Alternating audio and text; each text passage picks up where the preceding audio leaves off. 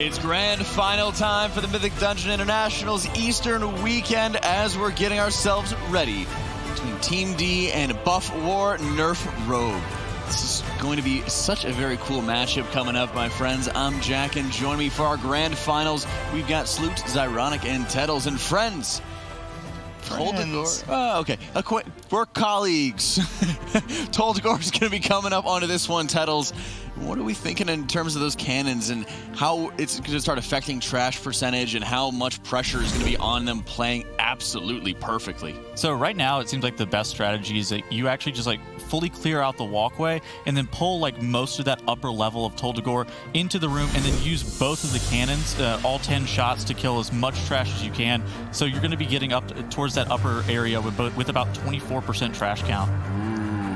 Very close percentage coming up on this one. 47% for Team D and 53% for Buff War Nerf Rogue. Let's get ourselves started. It's time for the grand final here in Toldegor. And here go the two teams busting into the jail. Zyre, opposite of that time you busted out of jail, but getting ready right away with the Sanguine pull here. No Unholy DK to be seen for either side. We do know some of the teams enjoy the massive pulls coming up right off the bat on top of Sanguine, so likely a lot of heavy cannon play coming up. But we haven't seen Team D do this dungeon at all. Team D has been an absolute pleasure to watch so far. Both teams at the exact same second with that Bloodlust, Zyre. Yep, and similar pulls, one pack of the crabs plus one of the crocs. It's the same thing we've seen from almost every team in this tournament. I think we had one Western team pull 2 crab packs and a croc, and they ended up having a couple deaths because of it. So this is kind of the safe strategy.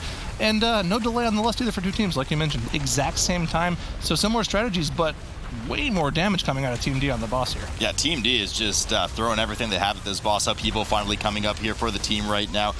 Big hit in the back there. We do know, of course, that's nature damage. And just tip for those at home, for those that don't know, any high mobility classics can actually dodge that upheaval. So whether you have a Transcend or Heroic Leap, if you time it correctly, you can just completely dodge that massive nature damage hit. No problem with these two teams right now. As Team D is at 50% on Sanguine, 4% trash. Matching Buff War and Nerf, 4% trash, but just vastly out DPSing them for single target. 15-16% difference between the two. Now, with this dungeon, kind of looking forward to it, we do know there's a couple of very dangerous choke points outside of course, the cannon play, which we'll see.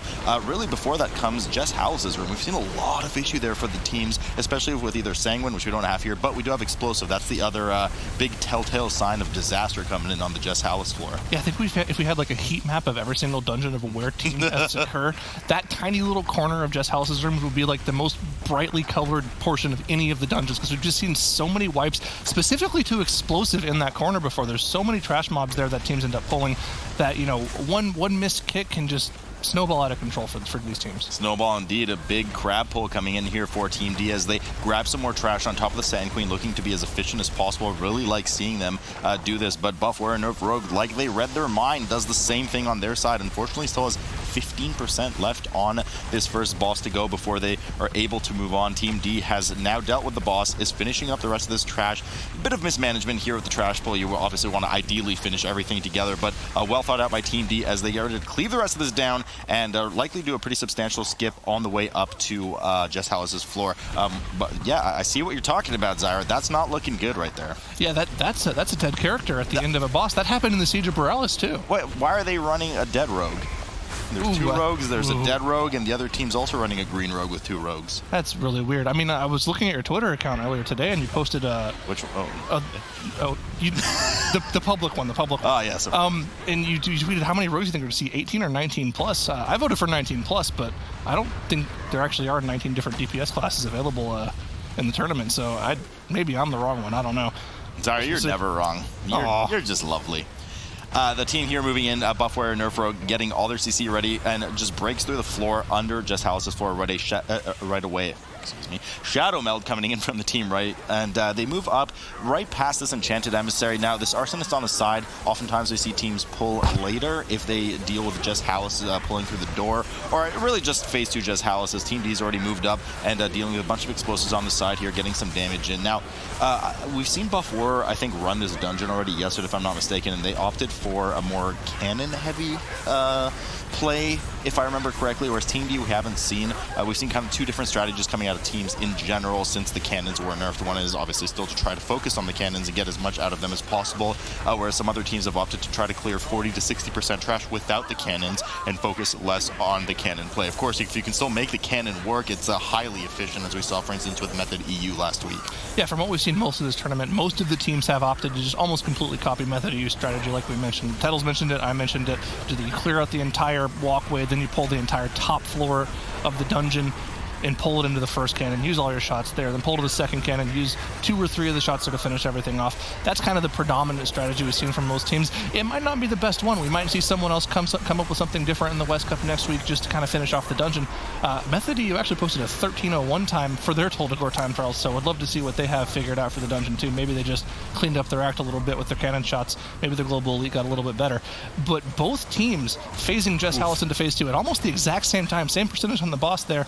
Team D, 2% extra trash, but that's not, that big of a deal in the dungeon. Yeah, the old cannons upstairs. Unfortunately, there for Team D, they got stunned right as the explosive spawned, so they had to eat the explosive to the face. Fortunately, everybody was nice and healthy, so no casualties on their side. Really cool to see from both teams here.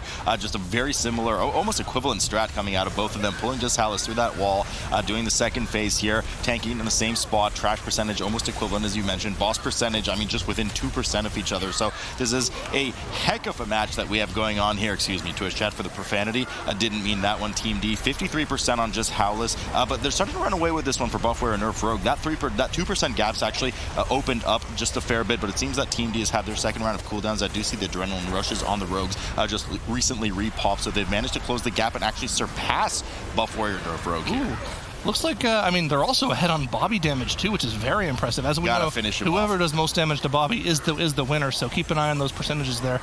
They may not win the dungeon, but in my mind, they won the dungeon because, Bobby's a criminal. That's why he was locked up in jail. Okay. That's true, Zyro. That is true. Just like, I don't know what you were talking about when I broke out of jail. I've never been there in my life. Team D finishing off Jess Hallis, while Buffware still has 10% left on the HP there, so they're a little bit ahead in this dungeon. They've also got the percentage advantage. Don't have the percentage advantage anymore. Misspoke. They do have a couple mobs to finish off here. That Arsonist will probably make up the 2% that Buffware has an advantage on them with. But, Buffware did something at the end there with Thrash that gave them a little bit of an advantage. Instantly, speed popped, and they're moving onto the top floor. We're going to see them start clearing out that platform for the cannons. Clearing out the platform, indeed. I expect to see similar play from both teams, clearing out the entire balcony first, and then using the 10 shots total, 2 times 5 shots from the cannons for the remainder of a large pull on the floor. It's really going to come down to how well they control them. One of the nice plays that I liked seeing in the West last week was that the rest of Druids actually ran Mass Entangle in order to keep those mobs rooted in place for 1 to 2 cannon shots. Both of these Druids here are running Typhoon, however, so a bit less control there. But UClap going down here for Team D, spoke a bit too soon, and finally he gets the res up. But I think that was actually a purposeful death, or just didn't manage to get the skip. He did use his Shadow Melt, so I think that might have been a bit of a boo-boo there. Did not manage to get the skip in. Fortunately, they didn't have to use their battlers on that. Revitalize was already being precast by Av, so they communicated well that this would happen.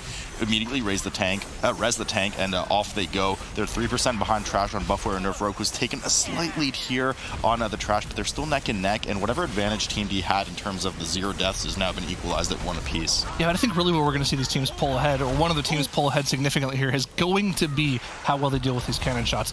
Both of them are going to do similar pulls here, where they pull all of this trash on top of each other, efficiently cleave it down after LOSing around this corner. Team D is very likely going to do almost the exact same thing, but it's really going to come down to how efficiently they can stack everything up. And I kind of agree with you. Running Typhoon in this dungeon seems kind of like a mistake when you can keep everything stacked for just one of those cannon shots. If you can make sure everything gets hit, that's a huge boon. It doesn't seem like a big deal, but it's a huge deal. It's not even that. You keep them steady for 1 shot. The 1 shot breaks it. Everything's still grouped together. You probably get 2 to 3 nice stable shots with this Mass Root, as opposed to the Typhoon, which will likely only affect some of the front runners in the pack. And both teams do have that Ring of Peace, which is an extremely useful tool for getting everything grouped up together in the first place, and then using the Ursals and Mass Root on top of it. But that is Dreamland. We do not have the Mass Entangles available from these 2 tunes. Tomboy's getting quite a chunk hit there. No proc on the cheat death for Buff Warrior, Nerf Rogue, so they kind of get through that one unscathed. The 2 Rogues, on the other hand, for Team D have both do not have that cheat death available, so quite vulnerable for, well, at least another 5 minutes for the second Rogue, and Mog has about, I'd say, 3.5 minutes left on his. Team D now getting ready to pull the rest of the trash here on the balcony as Buff Warrior and Nerf Rogue still cheese through theirs. They're just about a pack ahead of Team D right now. Looks like Team D opted opted, instead of pulling all of it together, to do 2 smaller pulls, just be a little safer, make sure things got stacked up a little more quickly. So even though it looks like they're kind of at the same point, Buff War Nerf Rogue, after they finish off these last 2 or 3 mobs here, will be ready to start grouping things up and get into that corner. You know, I just kind of thought of something. Why don't they use Ring of Peace to knock all of the mobs into a corner to keep them in place? Wouldn't that be kind of interesting? I mean, are you talking about the pull here in the hallway? Yeah, no. Whenever they stack everything up, they right. can, maybe that's what the Druid knock is for. Maybe the Druid can knock them into a corner, and then they can use the Ring of Peace to keep them there. I know Ring of Peace does have a bounce cap, though. It can only bounce a certain number of times before the mobs will just run through it. So maybe that's what. I think the cap's very high if that's the case, because what they do here is they usually put the Ring of Peace down in the doorway, right, and then everything tries to funnel, and we'll see it here in just a moment for Buff Warrior Nerf Rogue. At least I assume that's what they're going to do in order for there it is. So everything tries to funnel in and then group up nicely, and then we're going to see the Ursul's Vortex go down right after that. And, well, I guess the Typhoon is what's going to come after. They don't have the Mass Root here as a Ching BB pops his Spell Reflect. I'm not really sure why, though, because there's no cast going on him unless he's planning to get that sneaky Reflect on the cannon back into the face of Supreme. Load, unfortunately, getting clipped by a couple of the explosives. Last thing you want to see right now is your healer going down. They don't have a Battle Res available, and Supreme takes a hit from the explosives. Cheat Death procs, and he goes down. Things are starting to unravel here from the weave of Buff Warrior Nerf Rogue as they jump over to the far cannon and try to keep things under control. Team D is just now preparing their big pull. The Supreme Death was totally on purpose, though. He stayed in the cannon. The second he popped his Cheat Death, he popped out, popped his cloak, and then went back in so he could take as many of those explosives to the face as he could.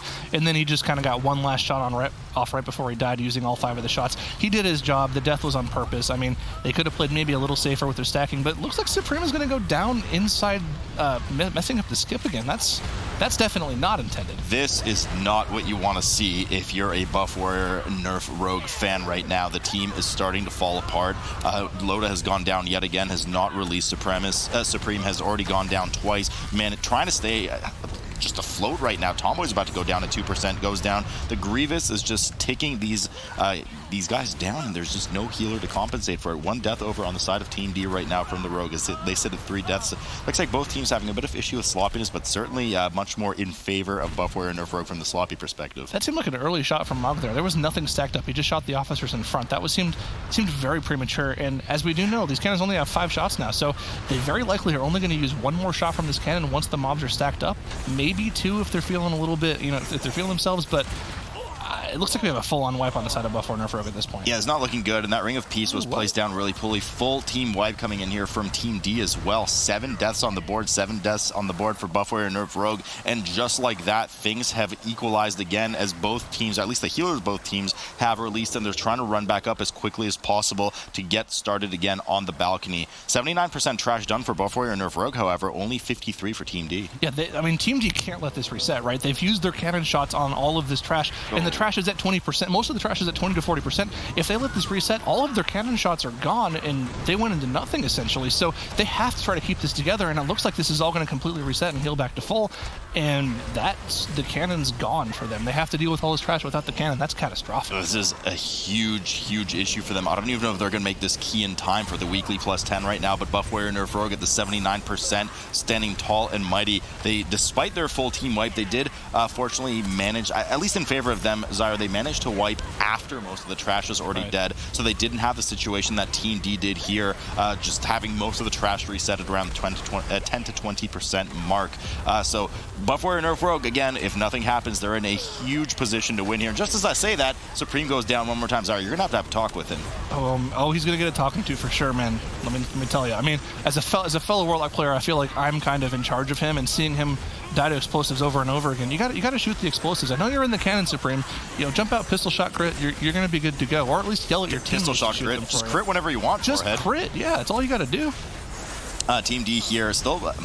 Team D is actually in a horrible position right now because they know, I mean, if any team in this East Cup, they know the position they're in. They have to take it slow, and they have to chew through this trash brute force, and just normally. They don't have the cannon available. There's no cooldowns they're waiting for. They just messed up their opportunity, something that Buff Warrior Nerf Rogue's coin flip of a disaster turned out on the positive side. So they've managed to chew through what they needed to chew through. They're at 89% right now. That's the percentage they need before they finish off the last 5 mobs, plus the Void Emissary leading up to Korgus. So Knight Captain Valeria here, 80%, third boss of the dungeon for Buff Warrior Nerf Rogue, sitting at the percentage trash they need, and they're just in a prime spot to take this first map off of Team D. Yeah, I mean, it really can't be said how big of a deal it is that Team D essentially lost all of their cannon shots. That's 20 million damage that they lost based off of just pure cannon damage alone. I think they only have 2 or 3 shots left in this far cannon, so that's not anywhere near enough to help them out with this massive trash pull that they have left to do. Although they might try just to help them, kind of pepper in some extra damage. But I'm not really sure how they're going to get back in this dungeon at this point. They have to really pull off something crazy. Yeah, I mean, they can't. There's nothing miraculous they can do in here outside of hoping that Buffware Nerf Rogue has a tough time and has a wipe on something coming up. And even if they have a wipe once they kill Knight Captain Valeria, they're going to have a really nice checkpoint at the third boss, which they'll be able to recover from in a much more efficient manner than wiping to the cannons on the balcony and going all the way down to just House's floor. I mean, you say that, but there were also multiple times in the last Eastern Cups where Team D was in Tol Dagor and they were behind and all they needed was a wipe from the other team, and it's like the angel of Tol Dagor came down and said, you know what, Tol Dagor TD, Team D TD, you know what, we'll throw you a bone and wipe the other team for no reason. There you go. But I mean, it's going to take like 3 of those for Buffware Nerf Rogue to mess up that much to where Team D can come back on this one. At least, and as if there's anybody who could do it, it's this Void Emissary right now that they just jumped in the middle of with the 2 casters on either side. Of course, these Ashvane Priests, they are both blinded and have been bumped away. They have to kill this Emissary off before it gets the 3rd cast. Should be no problem for them, as they did well to sap the Warden on the side, double blind the Priests out of the way, and bump them with the ROP, so they have no incoming damage outside of the cast from this Void Touched Emissary. Nice and safely get it down, and then they will combine the remaining 5 trash mobs under this final cannon's 5 shots, and then head on up to Korgus, which, we always talk about Korgus as always a dangerous boss, blah, blah, blah, but let's be honest, in this fortified environment, it takes away that, it puts it just under that threshold of just being a bit too dangerous. These teams should have no problem handling that of this caliber. Yeah, I mean, that's just kind of the state of it. Like we always talked about in Tol Dagor, there was like this looming threat of the final boss being something that could wipe even the best teams if they got really bad RNG, but in the fortified setting, that's just not the case. It's something that you get through more than half of the boss with your Bloodlust, and then afterwards, you just kind of coast through because your healer still has full mana. They've been DPSing the entire time. There's not really anything dangerous going on. So, yeah, we're probably not going to see a wipe out of Buffware Nerf Rogue here, and it's going to be an interesting series because Team D has definitely looked like the better team throughout what we've seen of them in the tournament so far. Buffware Nerf Rogue has had some hiccups, but I mean, they looked way better in this dungeon so far. Yeah, the scariest thing to me is that Twitch chat was right. They actually voted for Buffware Nerf Rogue, which is just a once in a million years stars aligning kind of thing, but I mean, I guess we're just going to have to, go with the flow here. And so far, Overseer Korgus 80% on the final 80% for Team Buffware and Nerf Rogue. Final boss, Bloodlust has been popped. 10 seconds left on that. There's just no way they're catching at this point, Zyro. Nope. I mean, they're at the same HP, but they're on the boss beforehand. They're on the wrong boss right now, and they're 10 HP% lower. So maybe if they got randomly teleported to the last boss at the same HP with the trash all done, they could win this dungeon, but it looks like it's going to be all Buffware Nerf Rogue. And I kind of, you sounded a little upset when you said Twitch chat were right. Aren't they always right? But that's just the thing, sometimes you want to see them be wrong, but you just can't help it. They're always right. Okay. Overseer Korgus here at 40% for Buffware and Nerf Rogue. Obviously, they've already dealt with their trash. Seemingly no doubles coming in for the team, and even if so, just in this fortified environment, they're able to just power heal through the increased range of these rogues, allowing for a nice spread from those explosions and the explosive ammunition. It's just so simple for them to deal with right now. Tomboy's making sure he backs up here so he doesn't get clipped by any of those explosive radius. And it's going to be 1-0 in the series in a second here. Knight Captain Valeria does go down for Team D, but just way too little, way too late. Way too little, way too late. I mean, that cannon wipe is about as catastrophic as you can possibly get in any of these dungeons. So it's really unfortunate to see them have some sort of wipe that they really can't come back from. I mean, you see them moving on as if they had the trash count, just kind of like they're practicing in tournament play, see if they can get through and they know what they're doing. Maybe they're just kind of showing off that they know what they're doing and they had one really bad wipe. But it's going to be Buffware Nerf Rogue going up 1-0 in this series going into the next map, and that's got to be a big confidence booster for them. Yeah, and that's a big Oofington bear for Team D. I mean, they probably came into this, they never got down to the lower bracket, and all of a sudden they have this kind of map. I know for a team of that caliber, they're not going to be happy themselves, Jack. They really can't be, and especially when it comes into just basic strategies as they're getting themselves set up for the most important part of this dungeon. They're having people getting handcuffed. They're having extra deaths where they need to actually be performing very cleanly under this one settle. It's just a slop fest. I mean, overall, it felt like it was neck and neck, even with the mistakes. The mistakes actually ended up coming out for both teams. We actually did see Team D and Buff War Nerf Rogue. Like I said, they were literally neck and neck into Sand Queen. Marito ended up dying, but it ended up not costing them too much time overall. And then they were just like, they were on the exact same point of Jess Howlis dying too. Team D and Buff War ended up killing it within just a few seconds of one another. Of course, Team D ended up getting like feared and then had a few issues with like their tank getting handcuffed and having to res him and stuff.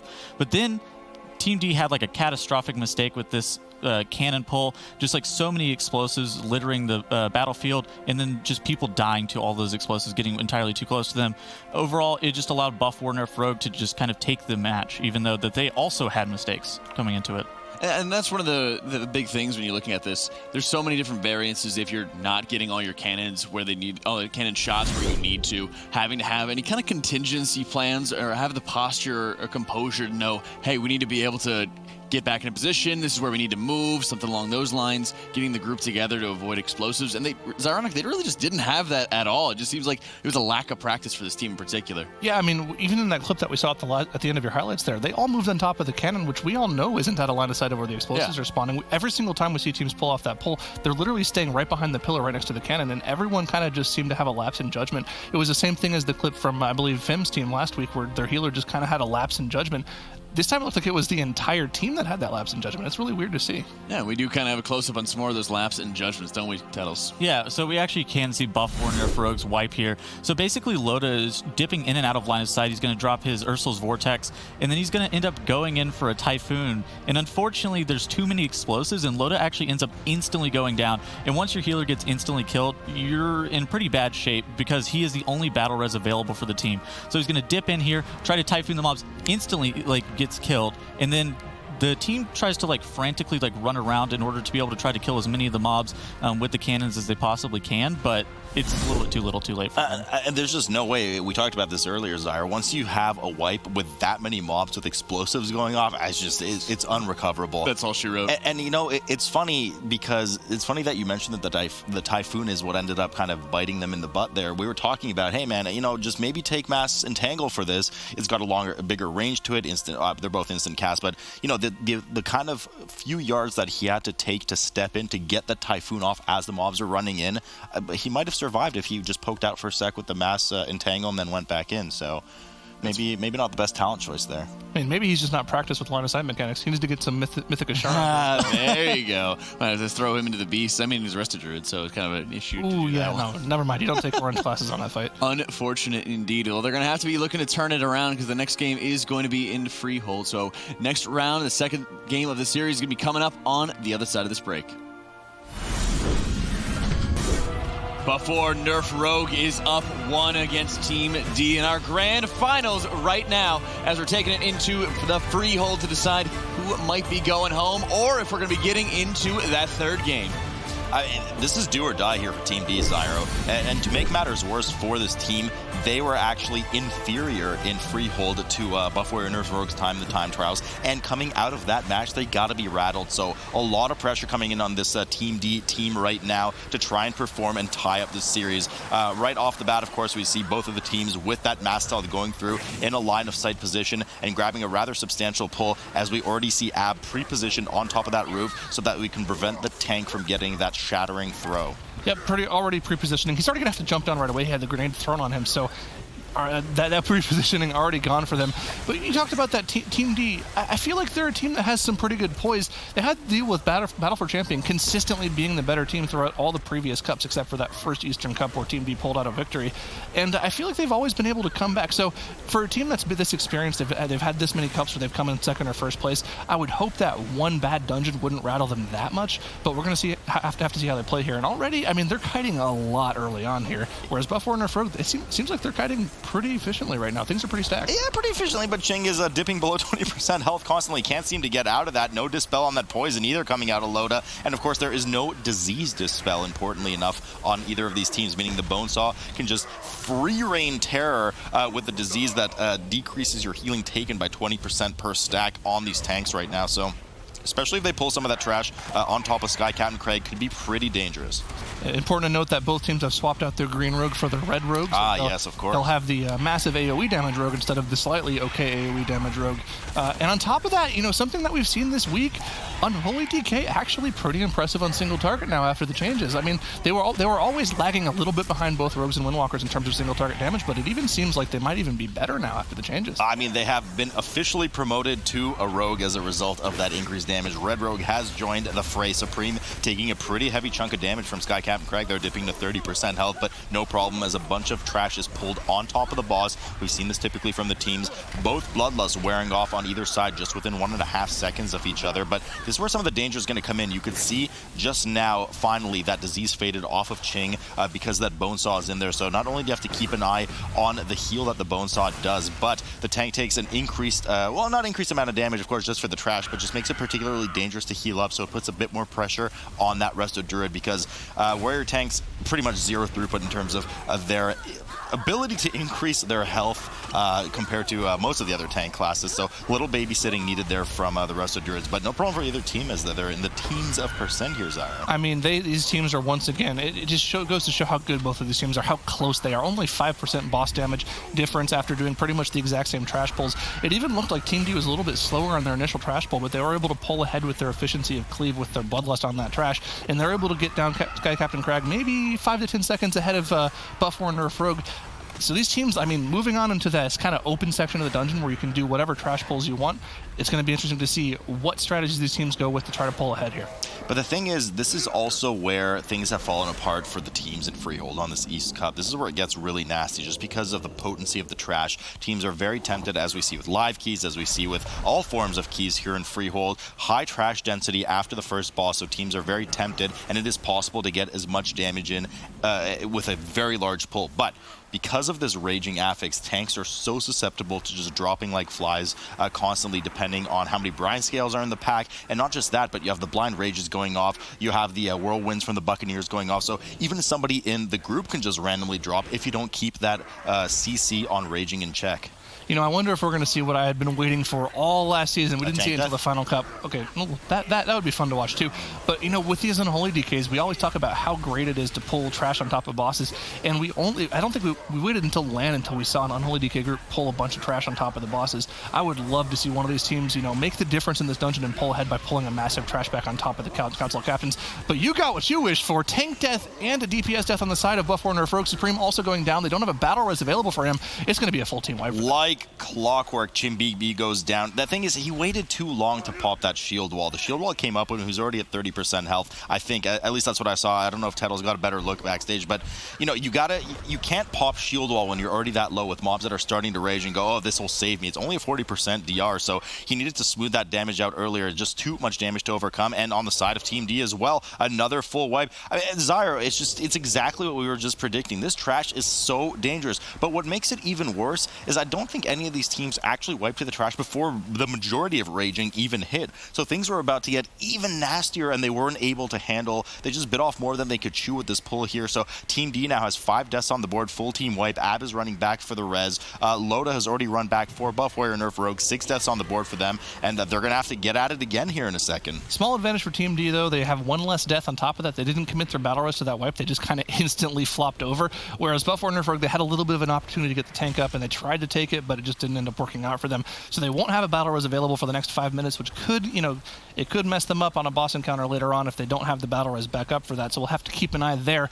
But we're probably going to see them go for a similar pull here, maybe use that defensive cooldown a little earlier. Might go for something safer. You never know. They can't. Shield Wall's on about a 2.5 minute cooldown for the 2 now. I mean, it's modified by anger management for the 2 warriors, but it's going to take a bit before they get that cooldown up again. So they're doing a much more modest pull. Ching already at half health here as the Knuckle Dusters come in along, I believe, with the Brutes, of course. There are 4 Brutes plus the 2 Knuckle Dusters for the events in order to spawn the Council of Captains here on this tournament realm for this week in order to get Eudora and Jolly active. 21% trash on the board for Buff Warrior Nerf Rogue. Chingbibi is, of course, chain slowed now from those Knuckle Dusters just slamming the ground. Supreme taking damage too. Is just splash damage on the group entirely right now as they start to hit the raging area. You only have 1 soothe every 10 seconds. And I frankly don't even know if Loda wants to use the GCD for that soothe as opposed to just pumping heals into Chingbibi.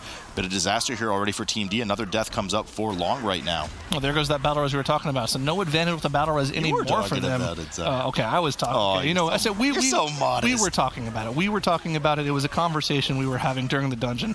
Got to give credit where credit's due. But yeah, no advantage for either team now. Same amount of deaths on the board, same trash percentage, same pull they're doing. Okay, Team D's maybe a little bit further ahead on the particular pull, but these teams are neck and neck in where they are in the dungeon right now, and it's just going to be, you know, up to how well they play.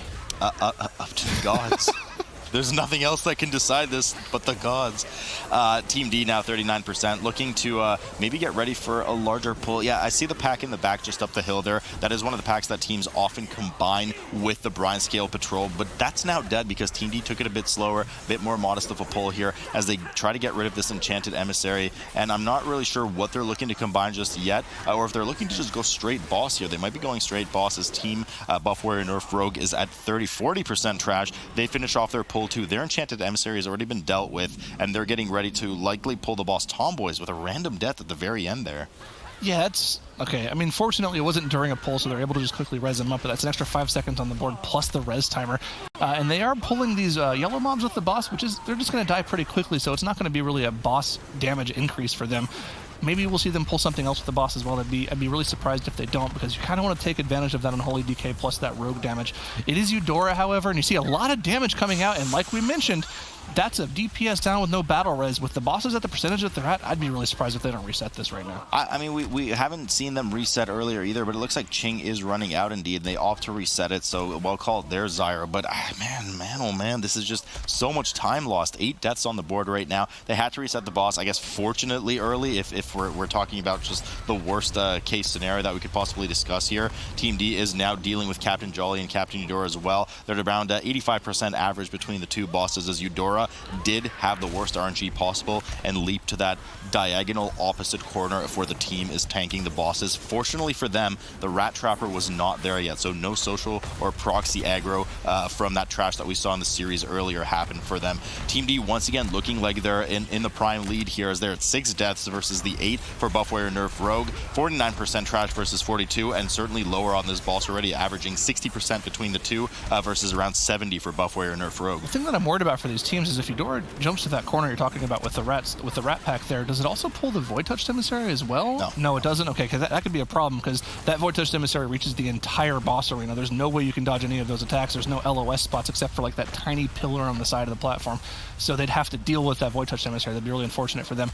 I don't think we've mentioned the buff in this particular dungeon. They are getting that 15% damage buff barrel instead of the random buffs and random boss damage buff as well. So really no RNG for the two teams here, just that damage buff in general. Yeah, just the damage buff, but the irritating thing is it has a huge area, but you can see exactly what I was about to describe here on the side of Buff Warrior Nerf Rogue. The area denial that comes in from Jolly's Whirling Blade is quite irritating, not only to absorb in the boss, but it pretty much just denies the area for that barrel trying to get in. The tank does have to stand around there, and the melee obviously need to get to the boss to DPS. So one advantage that ranged would have there, ironically, is to be able, or as ironically, if you will, is to just be able to sit there in that area from the barrel and just DPS freely without worrying about the blade. But no such thing exists. They were extinct decades and decades ago, as Buff Warrior Nerf Rogue now finally gets down to Jolly only, 30% on the boss. Team D already dealt with the second boss, has popped their mass stealth, and is heading over towards Trothak's Ring of Booty. Yeah, we see a little difference in strategy here from both teams. Team D opted to almost evenly DPS both Eudora and Jolly down, whereas Buff Warrior Nerf Rogue very much focused Eudora down. Jolly was still at 50% when Eudora died, but instead of just single targeting Jolly down, they opted to pull an entire trash pack on top of Jolly. Team D did opt to pull more things. Ooh, little scary moments from Buff Warrior Nerf Rogue as Jolly goes down. That could have been really bad if the healer went down. Fortunately, boss goes down. They do access that checkpoint, and they're only just slightly behind Team D in terms of the dungeon. They do have to run over to the Ring of Booty as well, but they do also have those 2 extra deaths on the board. A bit of a breath of relief here for both teams as another charge of battle res comes up for both of them. So they now each have one should they need to use it. Emissary of Tides here being kited around in a small circle for Team D. We do know that they CC'd the speaker on the side or the Brine Scale, excuse me, on the side, making sure that it can't free cast on top of the group until that Emissary dies. I think it's now joined the group. It's somewhere in there, or unless they killed it first. The Emissary is porting away. They actually must have killed it first. So the Emissary is finally poured away. So the group is able to once again crowd control and interrupt the mobs in there. Ludwig von Tortola now at around 60% HP. Buff Warrior Nerf Rogue is doing pretty much the exact same pull. We can see the Emissary in there. I don't see the Brine Scale on their screen just yet. I'm not sure what they did with it, but they're trying to catch up to Team D right now. You know, they're certainly not out of this yet. Zyra, Buff Warrior Nerf Rogue, they're only 2 deaths behind and just a few percent trash behind any slip up from Team D, which unfortunately, you know, this was the team that we were touting as be able to hang with the West. They're very innovative. They just had a really sloppy series so far. Today's been okay, but this series has not been so good for them. No, it hasn't been that good for them. And I mean, to give them credit, they didn't really have. I feel like they didn't really show their best play even in the Springland. I feel like they kind of. It looks like they were a little nervous in the Springland. I remember just watching. They weren't happy with how they played at the LAN at all. But I think, surprisingly enough, I feel like they were one of the more humble teams. They were like, you know, we're okay with just getting top 4. And to their credit, they did end up getting top 4, so they got their goal. But I think most of us kind of had higher expectations for them just based off of how they played and how they developed their strategies. I mean, we keep going back to the Waycrest Manor strat. That really was pretty much a master strat that almost every good Western team ended up trying to copy. So I feel like Team D's, we kind of place them on a higher tier just based off of their strategy making and their route running. And even though they haven't really executed that well in this dungeon so far, it looks like, you know, outside of that one major wipe, they've been pretty clean outside of that. And a lot of the things we say about these teams is it's not necessarily how well you play all the times, it's how you react to how you play. If you have a bad dungeon, if you have a bad pull, you pick yourself back up and go back and play full speed, and that's what they're doing so far. Yeah, I mean, hey, listen, everybody has bad days. I mean, Methody, you had a bad day. Unfortunately, the bad day they had was the day that really mattered against NA, and I know they're looking for that revenge at BlizzCon when they get there, but we'll see how that unfolds when we get to it. Team D now has started on Trothak, 80% on this boss as Buff Warrior Nerf Rogue does the exact same thing, but they've fallen a bit further behind on Trash. The amount of time that Team D spent going and killing that double pack with the 2 Brine Scales has to put them just a bit further on Trash versus Buff Warrior Nerf Rogue, and they're still 20% behind on the boss. So the gap is kind of widening slightly between these two teams, and a lot of it will definitely come down, well, of course this boss, but it will largely come down to how well they're going to play the Cannon Barrage on Harlan Sweet. Yeah, I mean, there's definitely some RNG involved there. I remember in the last Western Cups, Revo Fevi, they pulled the Trash on top of the boss and like, okay, we're good, we're waiting for the Cannon Barrage.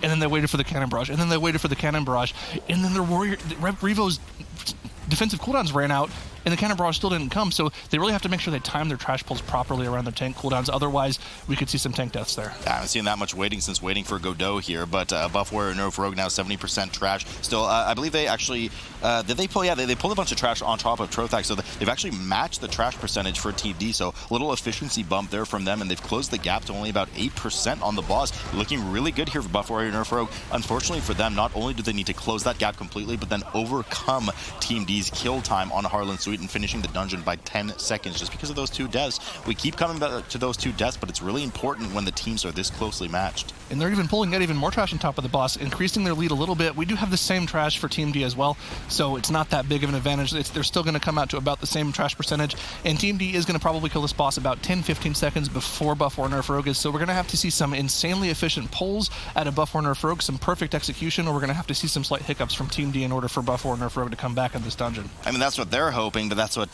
Team D is trying to avoid at all costs right now as Trothak is about to go down here. 73% trash up on the board for them. They're getting ready. I assume 74 actually now. They're probably going to mass stealth through here in just a moment and head over to the bridge past the Void Emissary. Both teams have an Unholy DK. I'm curious to see if the Unholy is going to try to go around and Shadow Meld or just end up taking the L and dying on the side and getting res upstairs. He could hop on the back of the Druid and jump up pretty easily. But the Druid can't wild charge if they're not in humanoid form, I think, right? They can use the travel form wild charge and get up if they do it in the exact right spot, but it's kind of difficult to do. We even saw JV messing it up last week. Okay, well, we'll see what they're able to do here as Mass Entangle comes in from the teams right now. I'm not sure why they actually pull. Oh, they pulled it because the painful motivation, of course, will kill those 2 mobs, so it's no problem for them. Ab does get up. Unfortunately, leaves his Unholy DK buddy behind, which we can see scurrying along the side there. Mog having a bit of trouble here right now. I guess just got a bit too close for the... Oh, no, he was actually helping pull the trash away so that the DK can get up and use the Shadow Melt, but unfortunately did not manage to execute it too properly. So 1 death on the board, plus 5 seconds, plus the amount of time that they needed to res, and Harlan Sweet's already 92% 42% here for Buff Warrior Nerf Rogue. Bloodlust has been popped, and they're trying to get all this trash on top of the Cannonball Barrage.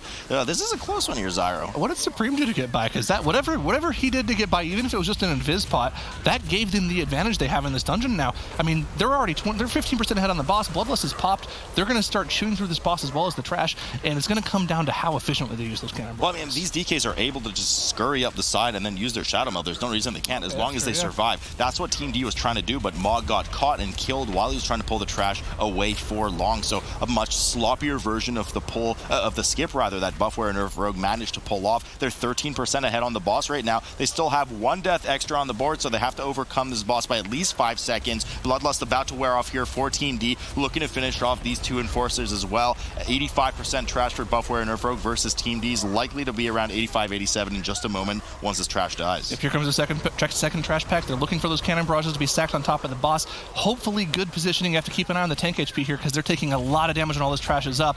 Cannon barrages need to finish off this trash for them if they want to be efficient. It looks like they're going to get it all down.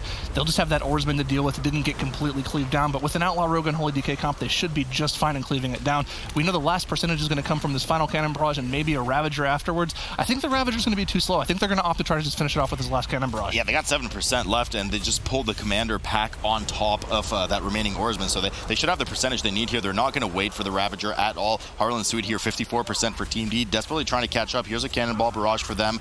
The officers in there, along with the 2 Buccaneers, they definitely need more trash. That's only going to take them to around 93-94%. And Harlan Sweet here falling rapidly as he hits his last phase, taking 100% increased damage, Zyro. Dude, Buff War Nerf Rogue, they have gotten a damage boost out of nowhere. They are playing insane out of their minds right now.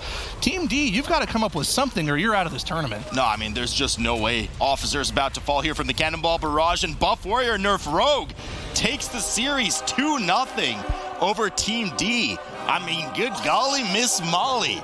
Did not see that one coming. Twitch chat was right, Jack. I mean, it's just Zyro. That was crazy. Jack was just in awe right here. I was trying to talk to him, and he was like, but like that was very unexpected, especially with the 2-0 sweep. It really was, and I was actually blown away. Sloot, thank you so much for that one. The 2-0. Who was expecting this, Tettles? I can't believe this. Twitch chat was. Twitch chat was. That's a good point. Something that was really cool of Loda actually standing on top of that roof trying to bait out the seismic toss. But what wasn't cool is Buff War Nerf Rogue and Team D both wiping to the Knuckle Duster RP. Unfortunately enough, it feels like the Knuckle Duster RP plus those 2 packs with like the brine scales just seems like it overwhelms your tank just a little bit too much.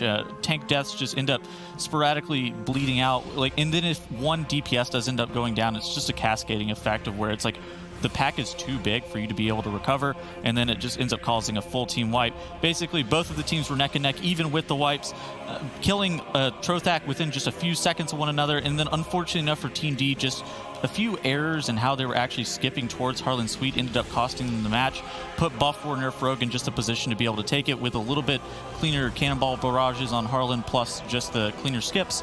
It was just Buff War Nerf Rogue taking it 2-0. Is it also pretty shocking as well? It just, neither team was really playing at the top level that we'd kind of expected and kind of looked at to see from them. But Buff War Nerf Rogue, hey, that's all they needed.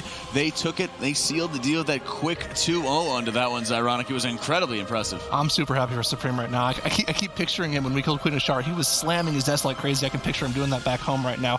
You know, he's been practicing really hard for this for the past week and a half. So just super happy for my teammate there. They played very well. Played incredibly well, so they'll be taking home that big pot of points there with 210 for Buff War Nerf Rogue. So again, we have that 50% increase in points for this season in particular. So that first place is going to be very, very high indeed. And they've almost caught up to Team D in overall points as we're looking at our 2019 standings. As we're looking at this, Method EU, Method NA have both qualified for BlizzCon already. So we're watching Abracadabra 40K trying to seal their spot, trying to make sure they consolidate their position onto that one. But looking at it right now here, Sloot, Team D and Buff War Nerf Rogue, they're battling it out for that seeding, which is going to be very important. But they're also miles ahead of anybody else. Yeah, I mean, there's just no way any. We gotta stop saying there's no way. No way. But there's no way. way. There's no way. I mean, there's a chance. You'd have to have a situation where Team D and Buffalo and Nerf Rogue get like 7th and 8th in the next 2 cups, and then AAA just constantly wins both cups. After this week's performance, that's a pretty tall order, unfortunately, for the teams.